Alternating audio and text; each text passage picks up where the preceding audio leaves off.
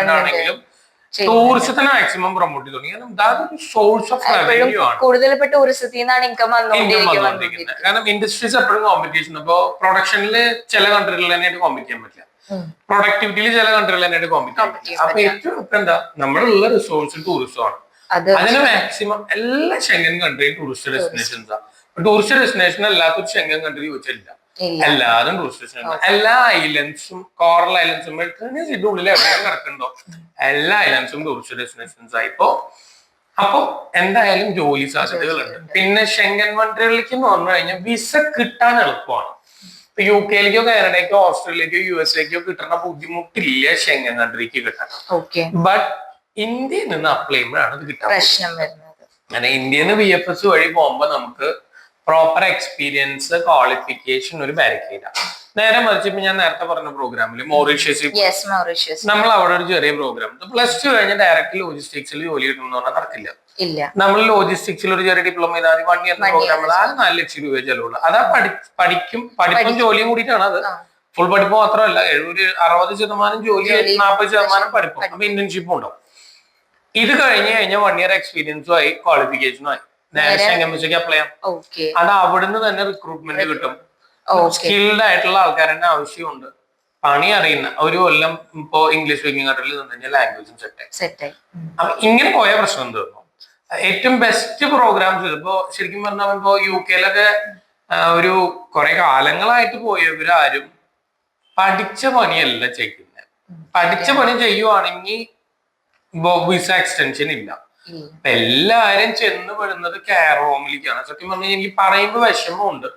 ഇപ്പോ ബിടെക്കും MTechും അല്ലെങ്കിൽ MSc computer സയൻസും എഞ്ചിനീയറിംഗും കഴിഞ്ഞ് അവസാനം കെയർ ഹോമിൽ ചെന്ന് പെടുന്ന ഒരാള് അത് മാറ്റർ ഓഫ് എക്സിസ്റ്റൻസിന് ചെന്ന് പെടുന്നത്. കാരണം ഞാൻ എന്റെ പ്രൊഫഷണലിൽ വർക്ക് ചെയ്യുമ്പോഴാണ് എനിക്ക് സാറ്റിസ്ഫാക്ഷൻ ഉള്ളൂ.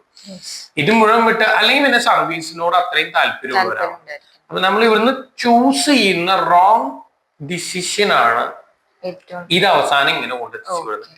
പിന്നെ നമുക്കൊരു കരിയർ സ്വിച്ചിങ് എന്ന് പറഞ്ഞാൽ ഭയങ്കര ബുദ്ധിമുട്ട്. അപ്പൊ ബിടെക് കഴിഞ്ഞ് ഇറങ്ങി, നമ്മുടെ നാട്ടിലാണ് ശരി, ബിടെക് കഴിഞ്ഞ് ഇറങ്ങി 5 കൊല്ലം ഒരു കമ്പനിയിലും ജോലിക്ക് കയറില്ല.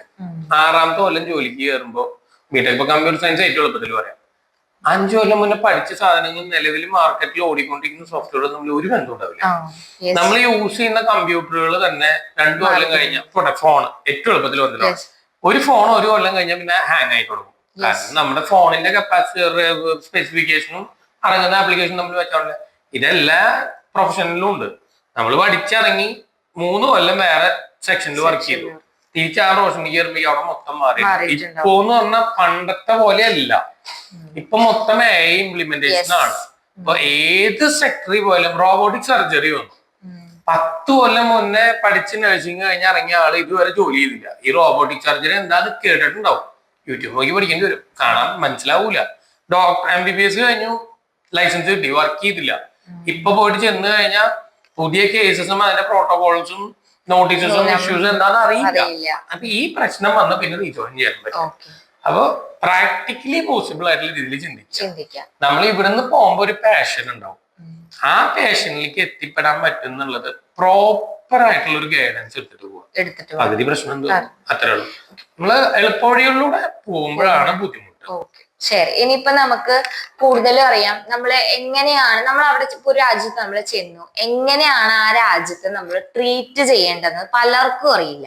ഇപ്പൊ നമ്മൾ ഓരോ രാജ്യത്തോട്ട് പോകുമ്പോഴും കൂടുതലും കംപ്ലൈന്റ്സുകളൊക്കെ വരുന്നത് ഇന്ത്യൻസുകളുടെ നിന്നാണ്. ഇപ്പൊ കാനഡയിൽ ഒരു ഇഷ്യൂസ് ഒക്കെ ഉണ്ടായതും കൂടുതലും ഇന്ത്യൻസുകളുടെ നിന്നാണ് മിക്കതും വരുന്നത് തന്നെ. അപ്പൊ നമ്മൾ ഒരു രാജ്യത്തോട്ട് പോകുമ്പോൾ എങ്ങനെയാണ് ആ രാജ്യത്തെ നമ്മൾ ട്രീറ്റ് ചെയ്യേണ്ടതെന്ന് പലവർക്കും കറക്റ്റ് അറിയില്ല.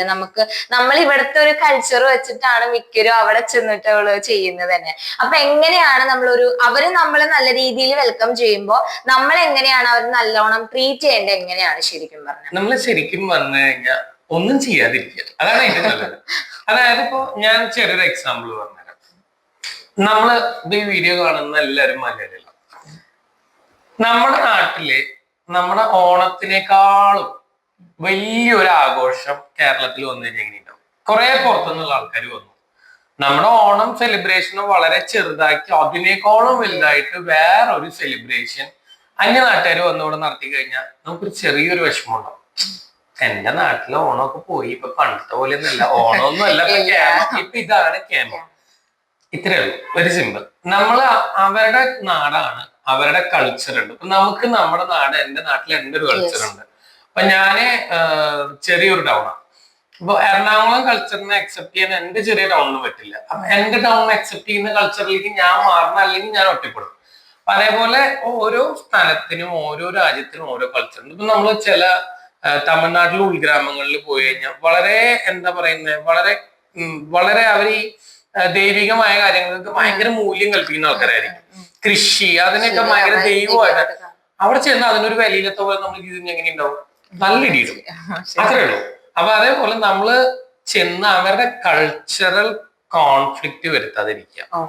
ഇപ്പൊ നമ്മള് അറിഞ്ഞുകൊണ്ട് ചെയ്യുന്നതല്ല, പക്ഷെ നമ്മൾ തമാശക്ക് ചെയ്യുന്ന പല കാര്യങ്ങളും ചില സമയത്ത്. ഇപ്പൊ ഞാൻ ഇങ്ങനെ പല വീഡിയോസും കാണാറുണ്ട്. നമ്മുടെ ഈ മൊത്തത്തില് യൂറോപ്യൻ കൺട്രികളിലെ ആൾക്കാരുടെ കോസ്റ്റ്യൂംസ് ശ്രദ്ധിച്ചാൽ മനസ്സിലാവും. വളരെ സിമ്പിൾ ഡ്രസ്സ്, സിമ്പിൾ കളേഴ്സ് ആണ്. അപ്പൊ ഞാനൊരു റീല് കണ്ടതാണ്. ആരാണ് ആ റീൽ ഇട്ടേന്നൊന്നും എനിക്കറിയില്ല. ഞാൻ എപ്പോഴും ഒരിക്കൽ റീല് കണ്ട ലണ്ടൻ ബ്രിഡ്ജിന്റെ മേളില് നമ്മുടെ ഇവിടുത്തെ നല്ല ഇങ്ങനെ കണ്ണു പൊട്ടുന്ന കളർ ഫുള്ള് ഷെല്ലൊക്കെ വെച്ച് ലെഹങ്കയൊക്കെ ഇട്ട് ഒരു വെറൈറ്റി ഡ്രസ്സ് ഇട്ടിട്ട് ഒരു റീല്. ഒബ്വിയസ്ലി ഒരു എന്താ പറയുന്നത്, ആ കൂട്ടത്തിൽ ആ ആൾ ശ്രദ്ധിക്കപ്പെട്ടു. ഒരു പക്ഷെ ഇത് ഞാൻ ചെറിയൊരു എക്സാമ്പിൾ ആണ്, ആ വ്യക്തിനെ ഉദ്ദേശിച്ച് പറഞ്ഞല്ല. ഇതൊരു ശ്രദ്ധിക്കപ്പെടുന്നു എന്ന് പറയുന്നത് സെന്റർ ഓഫ് അറ്റൻഷൻ. ഇതൊരു പരിധി കൂടുതൽ, ഇതൊരു ചെറിയ എക്സാമ്പിൾ ആണ്. പക്ഷെ ചില സമയത്ത് ഇതിന്റെ എക്സ്ട്രീം ലെവലുകളിലേക്ക് കൾച്ചറൽ കോൺഫ്ലിക്റ്റ് ഒരിക്കലും ഒരു രാജ്യം അംഗീകരിക്കില്ല. ഇപ്പൊ നമ്മുടെ നാട്ടിൽ നിന്ന് പണ്ട് ഞാൻ കോയമ്പത്തൂർ പോയി പഠിച്ച ഒരാളാണ്. ചില സമയത്ത് മലയാളികൾക്ക് വീട് കിട്ടാൻ നല്ല ബുദ്ധിമുട്ടായിരുന്നു. അതിന് മുന്നേ വന്നവരെ ഒപ്പിച്ച് വെച്ച കുറെ കാര്യങ്ങൾ കാരണം മലയാളികൾക്ക് വീട് കിട്ടാൻ ബുദ്ധിമുട്ടായിരുന്നു.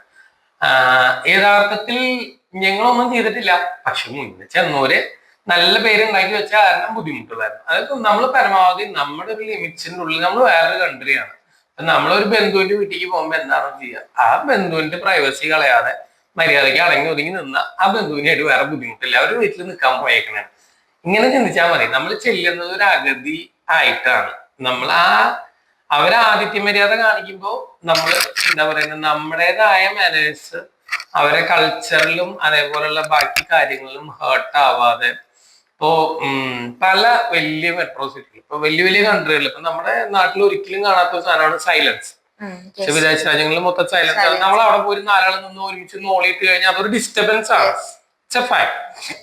അപ്പോ പരമാവധി നമ്മൾ ഒന്നും ചെയ്തു കൊടുത്തില്ലെങ്കിലും കൾച്ചറൽ കോൺഫ്ലിക്റ്റ് വരുത്താതെ നോക്കുക. പിന്നെ പല വികാരങ്ങളും ഒരു മനുഷ്യന് വിദേശ രാജ്യത്ത് എന്താണ്ടാവും, but we have to adjust and cope up with their country rules, regulations and culture. ഇത് റെസ്പെക്ട് ചെയ്ത് തീരാവുന്ന പ്രശ്നമുള്ളൂ. ഞാൻ UAE ഉണ്ടായിരുന്നതാണ്. അപ്പൊ UAE നമ്മുടെ പള്ളികള്, ക്രിസ്ത്യൻ പള്ളികൾ കുറവാണ്. അവിടെ ഒബ്വിയസ്ലി അതൊരു മുസ്ലിം കൺട്രിയാണ്. പക്ഷെ അത് ചുറ്റും പള്ളികൾ ഉണ്ട് എല്ലാ സ്ഥലത്തും.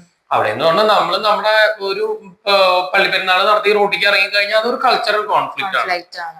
അവരെല്ലാറ്റിനും അവസരം തരുന്നുണ്ട്, നമ്മളത് മിസ്യൂസ് ചെയ്യാതിരുന്നാൽ മതി. ഇപ്പൊ ഞാൻ ഒരു റിലീജിയസ് ആസ്പെക്ട് ഒരിക്കലും വീട്ടിൽ പറയാത്തതാണ്. പക്ഷെ ഞാൻ പറഞ്ഞു വന്ന് വളരെ സിമ്പിൾ എക്സ്പെക്ട് ആണ്. നമുക്ക് വേണ്ട എല്ലാ ഫ്രീഡും എല്ലാ രാജ്യവും തരുന്നുണ്ട്. എസ്പെഷ്യലി UAE എന്ന് പറഞ്ഞ കൺട്രി എല്ലാ വിദേശികളെയും ഒരേപോലെ ബഹുമാനിക്കുന്ന ഒരു കൺട്രിയാണ്. ഈക്വൽ പ്രയോറിറ്റി ആണ്. അതിപ്പോ ഒരു അറബിക്ക് കിട്ടുന്ന അതേ പ്രയോറിറ്റി പോലീസും നമുക്കും തരും. നമുക്കും നമ്മുടേതായ ഫ്രീഡം ഉണ്ട് എല്ലാവരും. പക്ഷെ നമ്മൾ അവരുടെ തലയിൽ കയറാൻ പോയി കഴിഞ്ഞാൽ അതേപോലെ അത് റൂൾ വൈലേഷൻ. ഇത്ര തന്നെ ഇതിലുള്ളൂ. ഇതിലൊരു റിലീജിയസ് മാത്രമല്ല, ഇപ്പോ കൾച്ചറൽ ആണെങ്കിലും എന്ത് തന്നെയാണെങ്കിലും അവരെ ഡിസ്റ്റർബ് ചെയ്യാതിരിക്കുക, പ്രശ്നം തീർന്നു. Okay, thank you sir. ഇത്രയും നേരം നമ്മളോട് നല്ലൊരു കോൺവെർസേഷൻ ആയിരുന്നു നമുക്ക് കിട്ടിയത്. അപ്പൊ ഇനി ഓരോ സ്റ്റുഡൻസും നോക്കുക, നിങ്ങളുടെ നല്ലൊരു ഡെസ്റ്റിനേഷൻ നിങ്ങളുടെ കറക്റ്റ് പോയിന്റിൽ, അതിപ്പോ നിങ്ങൾ എവിടെ പോയാണെങ്കിലും നല്ല കറക്റ്റ് ഗൈഡൻസോടെ അത് ക്ലിയർ ചെയ്തെടുക്കുക. Thank you sir. Thank you.